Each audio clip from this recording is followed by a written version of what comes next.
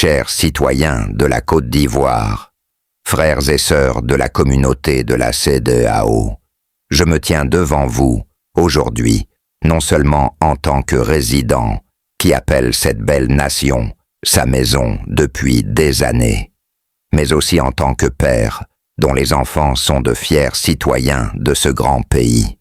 Mes racines sont nigérianes, mais mon cœur bat avec les espoirs et les rêves de la Côte d'Ivoire. J'ai vécu parmi vous, partagé vos triomphes et ressenti vos préoccupations.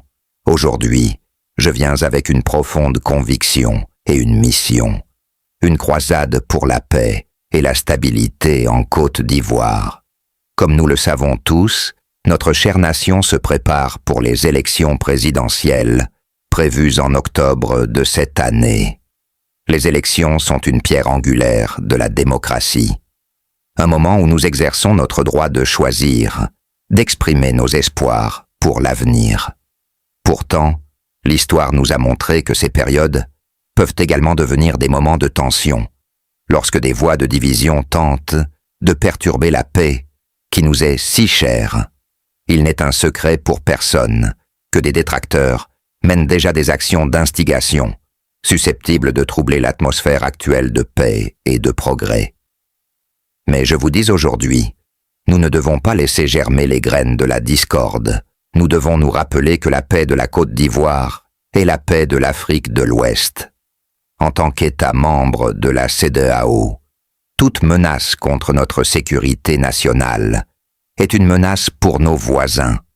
Lorsque l'instabilité pousse les populations à fuir, cela impose des pressions économiques et sociales aux pays d'accueil, mettant à l'épreuve les liens qui nous unissent en tant que famille régionale. Nous savons ce que le conflit peut engendrer. Nous connaissons la douleur de l'incertitude, le coût de la division. C'est pourquoi je crois que nous avons tous la responsabilité collective de préserver notre paix. Nous ne devons pas emprunter le chemin qui mène à une catastrophe civile. J'ai choisi de jouer mon rôle dans cette mission cruciale, et j'appelle chacun d'entre vous à se joindre à moi. Soyons unis pour garantir que les prochaines élections soient un moment d'unité et non de division, un moment de progrès et non de recul. Certains peuvent remettre en question l'avenir de notre leadership. Il y a ceux qui s'opposent à la poursuite du mandat du président Alassane Ouattara.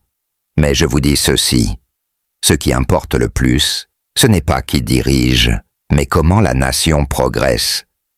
À mes yeux, le président Ouattara a été l'artisan d'un développement remarquable. La Côte d'Ivoire connaît une croissance et une transformation sans précédent. Ne laissons pas les intérêts personnels ou les ambitions politiques compromettre ce parcours. Si le président Alassane Ouattara vivait au Nigeria, j'aurais plaidé pour qu'il devienne le président du Nigeria en raison de son bilan, comme en témoigne son action en Côte d'Ivoire. La paix, c'est bien plus que l'absence de guerre. C'est la présence de la justice, du développement et de l'espoir. C'est la garantie que nos enfants puissent rêver et réaliser leurs ambitions sans crainte. Je parle aujourd'hui en tant que père, qui veut que ses enfants grandissent dans une nation où la paix est permanente, où le progrès ne connaît pas d'interruption et où l'avenir est prometteur. J'invite tous les acteurs politiques, les groupes de la société civile et chaque citoyen à mettre la Côte d'Ivoire en premier. Rejetons la violence et embrassons le dialogue. Choisissons la tolérance plutôt que la division, l'unité plutôt que la discorde. Notre force réside dans notre capacité à nous tenir debout comme un seul peuple, avec un seul objectif pour un avenir commun. En conclusion, je lance une invitation sincère à chaque citoyen et à tous les amis de la Côte d'Ivoire à se joindre à moi dans cette noble croisade pour la paix et la stabilité. Soyons des participants actifs dans la mission de cette croisade. Je vous encourage tous à suivre nos pages sur les réseaux sociaux, sur toutes les plateformes. Restez informés, participer aux discussions et partager des messages de paix, contribuer activement au financement et au soutien de cette croisade, car ce n'est que par une participation générale que nous réussirons dans cette lutte, que nos voix s'élèvent ensemble dans un cœur de paix, que nos actions parlent plus fort que les voix de la division, et que la Côte d'Ivoire poursuive son chemin vers la grandeur, brillant comme un phare d'espoir pour toute l'Afrique.